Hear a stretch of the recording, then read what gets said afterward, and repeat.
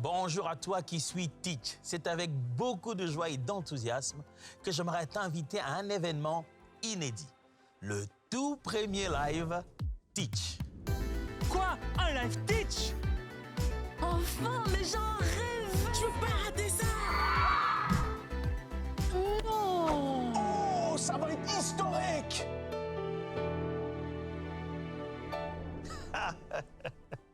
Oh oui, vous avez bien entendu. Teach arrive en direct. Pendant 4 heures, nous serons en mode école, en train d'apprendre et de comprendre les mystères des rêves. Pourquoi nous rêvons? Que veulent dire nos rêves? Quelles sont les catégories, les formes, les types de rêves? Et je le crois qu'à la fin de ce live, vous sortirez avec des clés bien précises pour interpréter toutes ces choses. Alors, let's Teach. Grandissons ensemble. Ne manquez pas ce live spécial Teach sur les mystères des rêves, samedi 21 février à 15h, heure de Paris, sur EMCI TV. Et retrouvez toutes les notes du live sur l'application Teach, disponible dès maintenant sur le Play Store et l'App Store.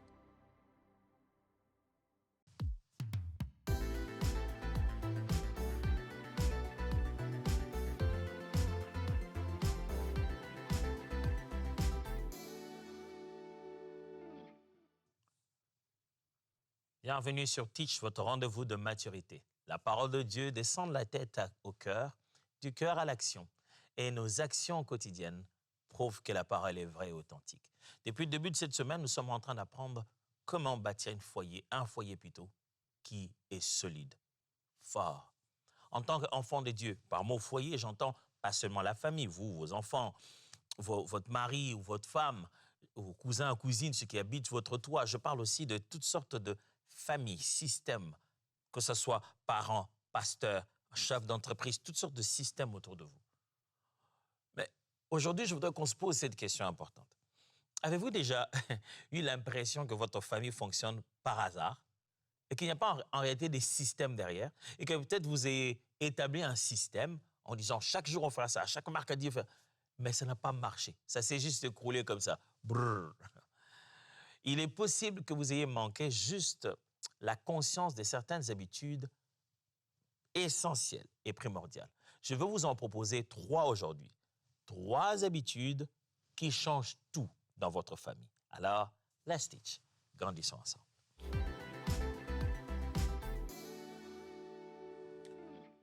Une bonne maison, une maison qui marche, une maison qui, quand vous entrez dedans, vous dites « Waouh, c'est bien de vivre dans cette maison ». Eh bien, une bonne maison n'a pas plus de temps que nous en avons nous tous. Ce n'est pas parce qu'ils ont 28 heures, ils ont 8 jours par semaine. Non. Une famille que tu envies, tu entres, tu te dis « Waouh, si ça pouvait être un peu plus ordonné comme ça chez moi. Oh, si les enfants pouvaient être un peu plus synchronisés comme ça chez moi. » Eh bien, une famille que tu admires comme ça, elle n'a pas plus de temps que nous sur la terre. C'est qu'elle a elle a un meilleur rythme. Elle a juste un rythme de vie différent que le nôtre. Ce que tu as l'impression que ça ne marche pas là, ça s'appelle un rythme.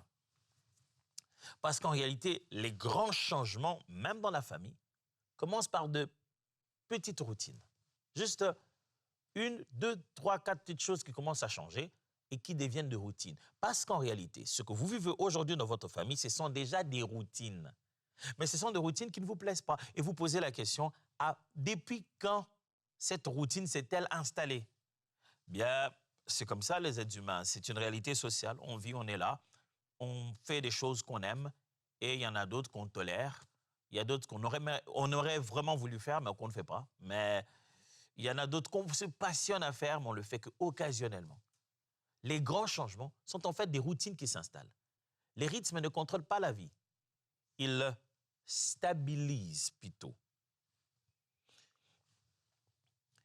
En fait, la vie n'est pas contrôlée par comment nous faisons les choses, à quel rythme nous le faisons. Ce n'est pas la seule chose qui a bien tout pouvoir sur notre vie. Non.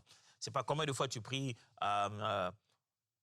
chaque matin, midi, soir, combien de fois tu lis la Bible. Ce n'est pas ça qui contrôle notre vie. Non, pas du tout. Mais ces choses, ces routines, ces rythmes, ces régularités, ces façons de faire donnent de la stabilité dans notre vie. Ça donne de la stabilité dans ton couple, stabilité dans ton foyer. est-ce qu'il ne serait pas temps de devenir un peu plus mécanique que spontané? Il y a des gens qui détestent la mécanique.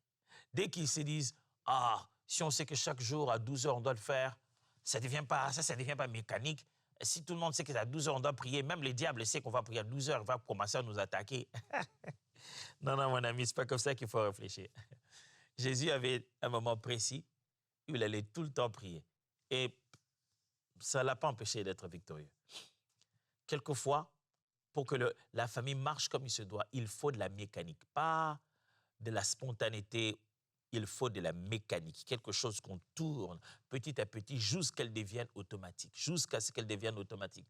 Oh non, mais j'aurais voulu que dans cette famille qui essaie un peu mieux, ma femme et moi, que nous vivons une vie plus romantique. Quelle est la mécanique que vous avez installée? Au début, on aurait voulu que ce soit juste un élan spontané comme ça. Ah, chérie, est-ce qu'on ne peut pas aller au resto? Non. Vous voulez que ça marche, il faudrait un rythme, une mécanique où on sait qu'on va au resto tel jour, à telle heure. Et on place à l'intérieur de cette mécanique-là toute la spontanéité voulue. Regardons ce que dit la Bible. Le psaume 90, verset 12, psaume 90, 12 ou 90, 12, la Bible dit ceci. « Enseigne-nous à bien compter nos jours, afin que nous appliquions notre cœur à la sagesse. » Enseigne-nous à bien compter nos jours, afin que nous appliquions notre vie à la sagesse. Le psalmiste dit, dans sa prière à Dieu, il dit, « Seigneur, apprends-moi. » C'est-à-dire, c'est quelque chose qui s'apprend, c'est un art. Il y a l'art de valoriser ces jours sur la terre. Ça s'apprend. Ça s'apprend le fait de sortir le meilleur de chaque jour et de montrer combien chaque jour, chaque semaine et chaque mois compte. Nous avons tous 24 heures et ces 24 heures n'ont pas la même importance pour tout le monde. Certains se disent « Ah, ben, demain je vais faire ça ». D'autres se disent « C'est juste ces 24 heures, j'en ai besoin ». D'autres disent « Ouh, merci Seigneur, j'ai encore 24 heures ». D'autres se disent « Dans 24 heures, je veux mourir ». Mais nous avons tous 24 heures. Si on n'a pas l'art d'en comprendre l'importance, on n'en tire pas la bonne sagesse.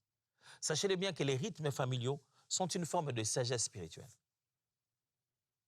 Pour qu'une famille soit dans un certain rythme de vie, ça requiert de la sagesse spirituelle. Il faut que Dieu t'ait appris comment compter les jours de ta famille. Tu ne t'en rends pas compte, mais ils grandissent. Ces enfants-là, ils grandissent. Un matin, tu vas te réveiller, tu te rends compte, « Oh, mais depuis quand ils vont te dire, papa, tu sais, maintenant, j'ai un homme dans ma vie. » Tu as envie de lui dire, « Un homme dans ta vie, depuis quand ?»« Bah, depuis que j'ai grandi. »« Mais toi, tu as quel âge ?»« Tu ne savais pas que j'ai 21 ans maintenant ?»« Ah !»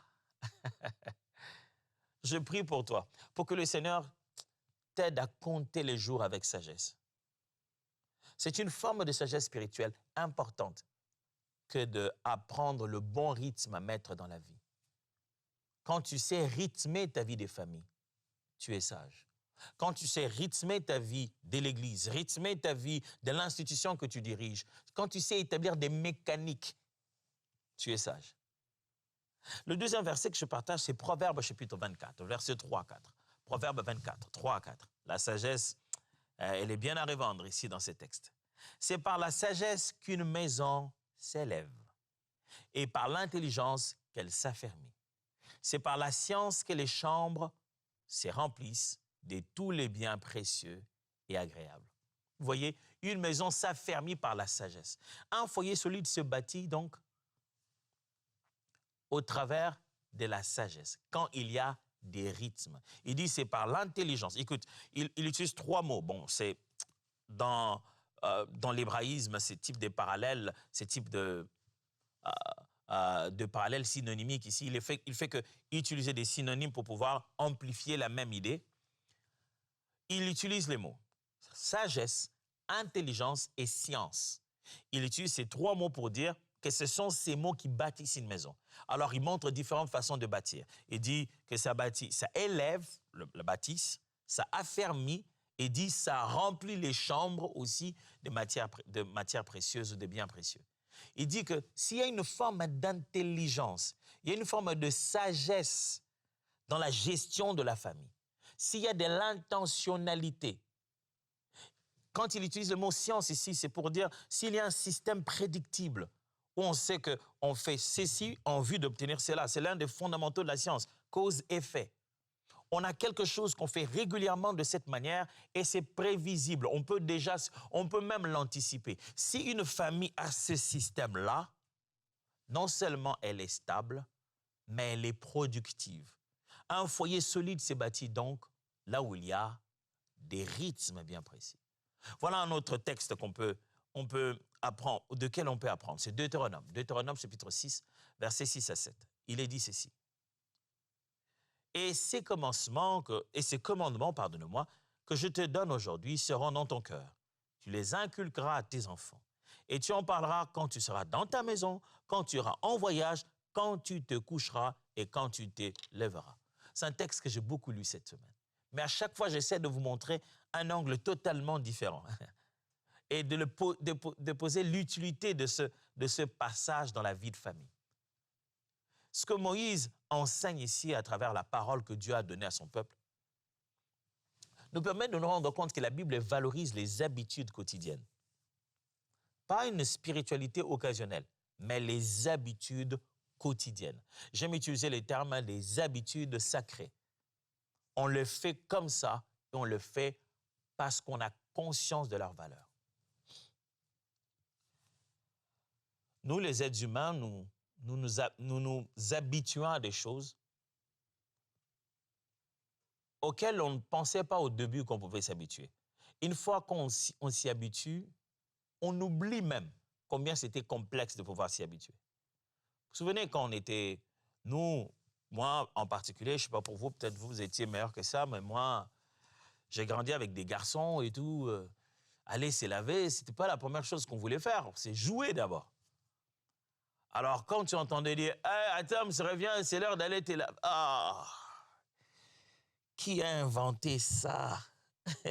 Pire encore, c'était surtout aller à l'école quand il a plu. Peut-être que les frères et sœurs qui sont ailleurs ne comprendront pas la même réalité chez nous, en Afrique. Quand il pleut, les infrastructures ne sont pas toujours les mêmes, en particulier là où moi j'ai grandi. Alors, quand il pleuvait, des fois, il n'était pas possible de se rendre à l'école parce que soit il y aurait des débordements et les câbles électriques étaient en cours de route. C'était un grand danger. Ou alors, les transports en commun ne seraient pas disponibles. Et moi, je me rendais à l'école à pied. Quand il a commencé un peu de pleuvoir, genre quelques 1 heure, 2 heures avant l'heure normale d'aller à l'école, je vais me gloutir dans mon drap. J'ai dit, je vais dormir, je n'irai pas à l'école. Et je ne sais pas pourquoi cette pluie faisait ça. C'est toujours 15 minutes avant l'heure de partir, il n'y a plus de pluie. C'est là que tu entends maman venir dire mais c'est l'heure d'aller à l'école. Ah! Et je ne sais pas comment les directeurs des disciplines, il était là avant nous. Et il sifflait comme si rien n'était. Il faut entrer. Quand on était petit, c'était un autre film qu'on vivait en fait. Mais après, j'ai plus besoin que qui que ce soit me dise quoi que ce soit pour quand me laver ou pour aller aux études. Maintenant, on me dit plutôt arrête d'étudier. Au début, ça semble être insurmontable. On ne peut pas s'habituer à ça. Ça, c'est trop fort. Mais quand on s'y habitue, là encore, je donnais des exemples positifs. Quand vous vous rendez compte des mauvaises choses qui deviennent nos habitudes, là, vous dites que l'être humain a une capacité d'adaptation incroyable. Alors, les rythmes à la maison, des systèmes à la maison, ça ne va pas vous tuer. Au début, vous serez un peu mal à l'aise. Au début, vous devez courir pour les faire. Vous manquerez du temps. Ça n'était pas dans vos habitudes avant. Vous êtes en train de les intégrer. C'est sûr que vous avez dit chaque jour à 20 h où vous allez prier. Mais vous n'avez pas dit à tout le monde entier de vous lâcher à 20 h. Ce 20 h, tout le monde sera là. Le 20 h suivant, il y en a un qui arrivera en retard. Mais le rythme est important. Ce que j'essaie de vous dire, en 3 grands principes, souvenez-vous, j'ai promis 3 grandes habitudes. Écoutez ce que je dis. Premièrement, la première habitude, c'est la connexion. Ça signifie un moment court, mais vrai, chaque jour. La première habitude que vous devez établir dans votre famille, c'est la connexion. Vous vous connectez entre vous et vous vous connectez avec Dieu. Un moment qui est simple, court, mais qui est régulier et authentique.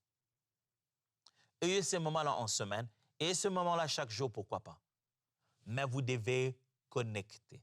Cette famille n'ira pas loin, ne s'arrangera pas si on ne connecte pas.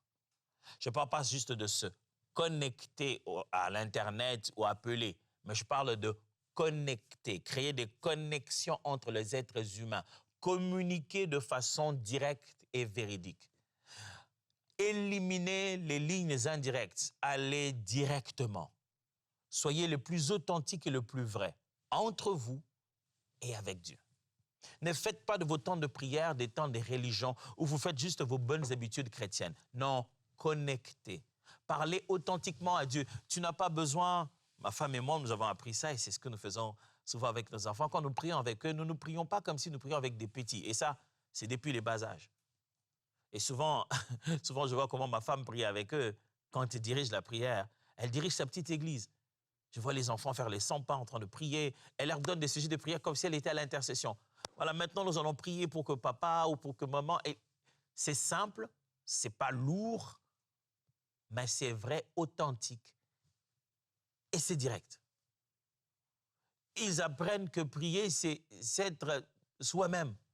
C'est être en train de parler avec Dieu normalement. Il ne faut pas un jargon spirituel d'une certaine majesté.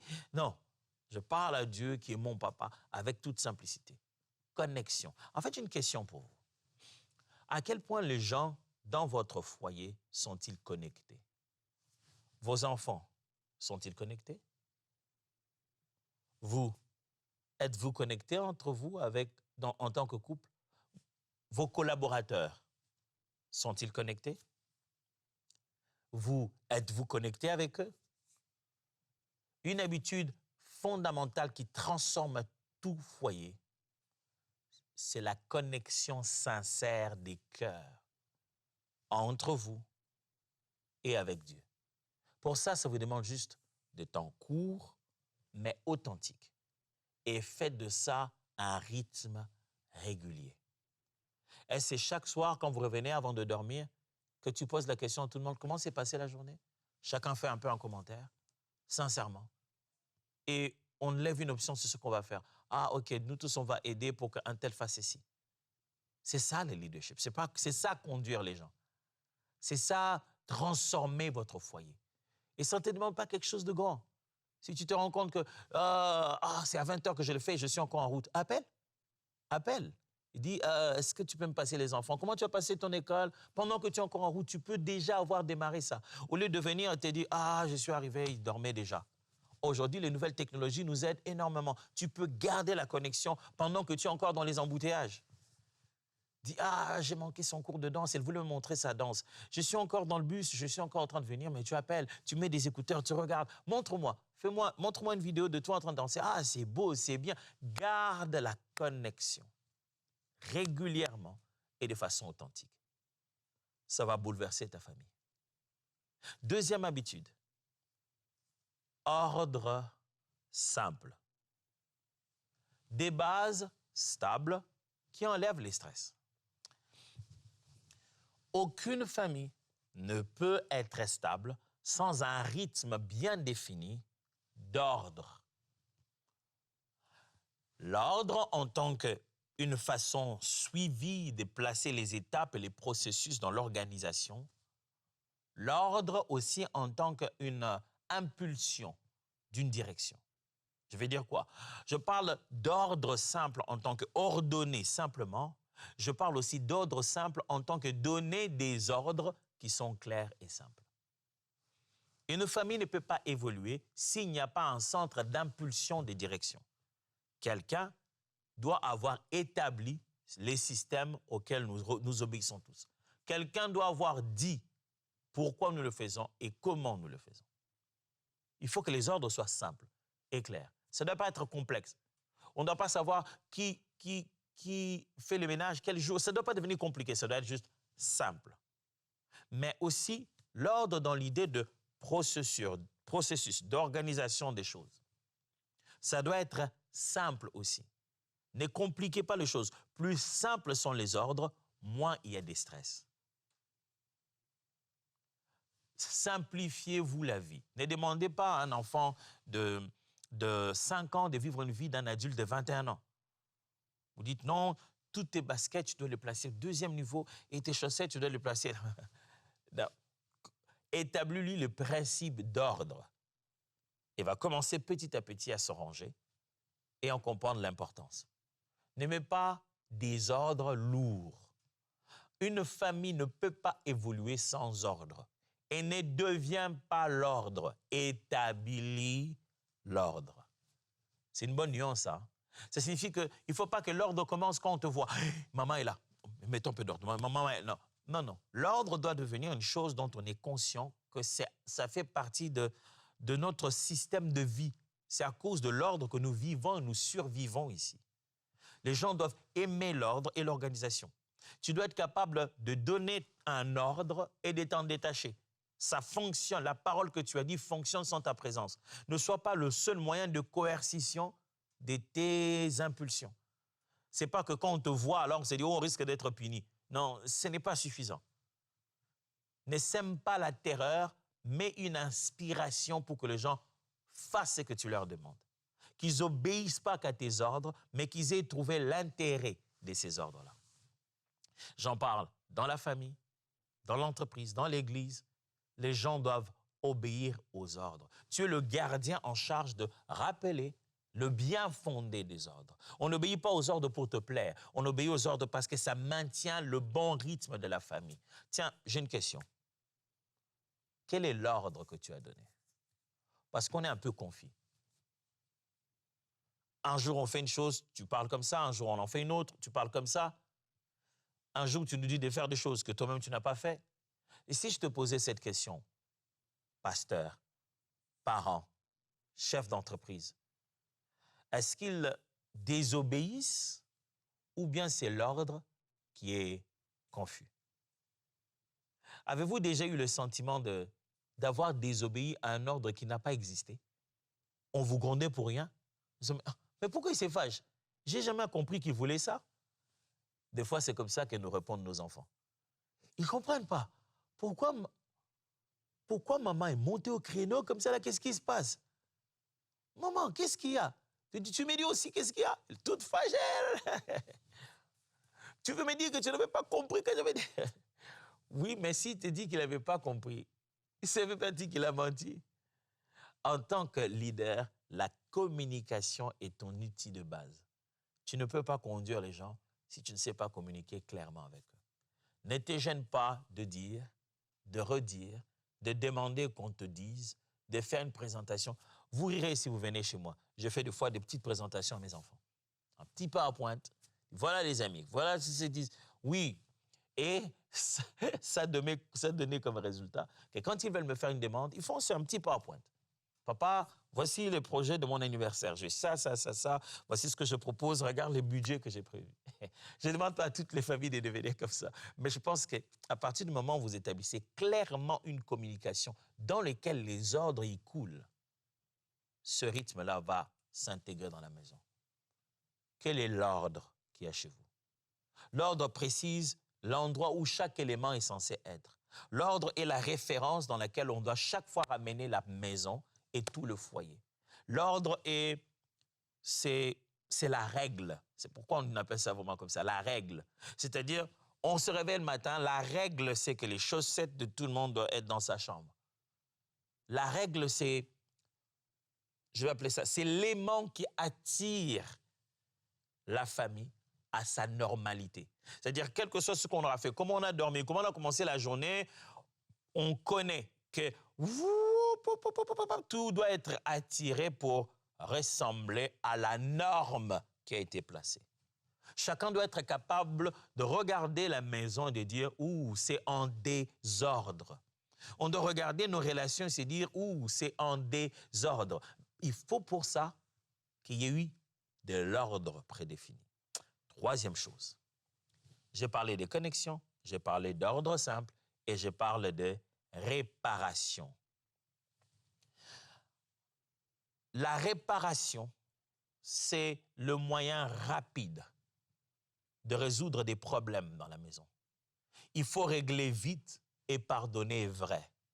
Réparation, c'est le secret d'un bon rythme de famille. Une famille qui sait comment réparer les problèmes très vite, c'est une famille bénie. On avait des problèmes et on a on les a réparés rapidement. Ça, c'est une famille bénie. Vous voulez une famille stable, un foyer stable, un système stable, une église stable. Apprenez-leur à réparer vite et vrai. Accordez pardon, demandez pardon. Laissez passer que les douleurs, lorsque la rancune s'entasse, la famille se pollue. Libérez vite tout ce qui est problème. Ne laissez pas la place aux mensonges. Réparez quand quelque chose s'est abîmé. Les relations ont tout le temps besoin de réparation. Aucune relation n'est stable sans réparation. Nos relations telles que vous les voyez, ce sont des relations réparées, réparées, réparées, réparées. Ça veut dire qu'il faut beaucoup de pièces de réchange dans une relation. Toujours comment refaire la confiance, comment refaire la dépendance, comment refaire... Il faut tout le temps réparer. Tu veux une famille stable, mais un rythme de réparation qui reflète la rapidité et l'authenticité. Ça doit se faire vite et ça doit se faire sincèrement. Résumons tout ça. Aujourd'hui, en terminant cette semaine, j'ai tenu à vous parler de quelque chose d'important. Des 3 habitudes qui peuvent tout changer dans votre famille. C'était quoi ces 3 habitudes? Premièrement, la connexion. Deuxièmement, l'ordre simple. Et troisièmement, la réparation. La connexion, c'est le fait que les relations soient authentiques entre les humains et avec Dieu. L'ordre simple, c'est le fait de mettre des repères d'ordre et de donner clairement des ordres. Et troisièmement, la réparation, c'est viser la vitesse et l'authenticité. Toute relation n'est stable que parce qu'on sait la réparer. Parce que ça se brise. Mais il faut que les gens se pardonnent, les gens règlent vite leurs problèmes. Ils doivent se pardonner authentiquement, sincèrement, de manière vraie. Ils doivent régler les problèmes vite.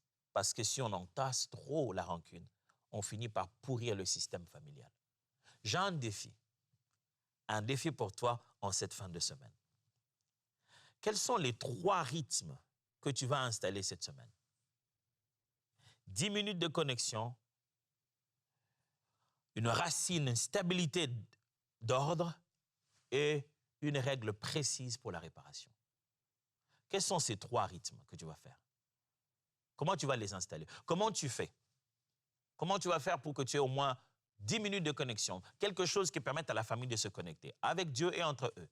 À un moment, on se parle. Comment ça a été? Qu'est-ce que tu penses de prions pour l'autre? C'est ta responsabilité de connecter, de faire en sorte que le beurre passe entre tous les membres de la famille. Et comment tu vas faire en sorte que l'ordre soit enraciné, précis, que tes ordres soient clairs et que les règles, les standards de stabilité, de la normalité soient précises? Et surtout, quel système et quelles sont les règles claires que toute la famille doit connaître en matière de réparation? On doit savoir que papa dit, maman dit, le chef dit, tout le temps, c'est connu ici. Quand tu as un problème, voilà comment on le résout. Je prie pour toi que cette semaine ait été une grande, énorme bénédiction. Et je dis merci à Dieu pour toutes les choses qu'il ne cesse pas de nous apprendre dans cette œuvre que nous sommes en train de faire. J'aimerais aussi prier pour toi, pour que le Seigneur touche ton cœur, afin que tu deviennes l'instrument que toi tu es en train d'attendre, que ce soit par toi que les choses changent et non pas que quelqu'un change les choses pour toi. J'aimerais dire merci à tous nos partenaires de EMCI TV, tous ceux qui nous soutiennent matin, midi, soir, quelles que soient les heures où ils sont dans le monde, ils ne cessent ni de prier, ni de penser à nous, ni de nous appeler, ni de nous encourager, et ni de contribuer à cette œuvre. Si de ton côté tu voudrais devenir, et tu désires, tu dis, il parle souvent de partenaires, comment je peux faire? Voici, sur l'écran, il y a un code QR où tu peux juste aller sur emcitv.com/don. Là, tu trouveras un formulaire qui te permettrait de savoir comment donner. Spontanément, une fois, occasionnellement ou régulièrement, nous soutenir à accomplir cette œuvre. Dieu vous bénisse et et voyons-nous la semaine prochaine.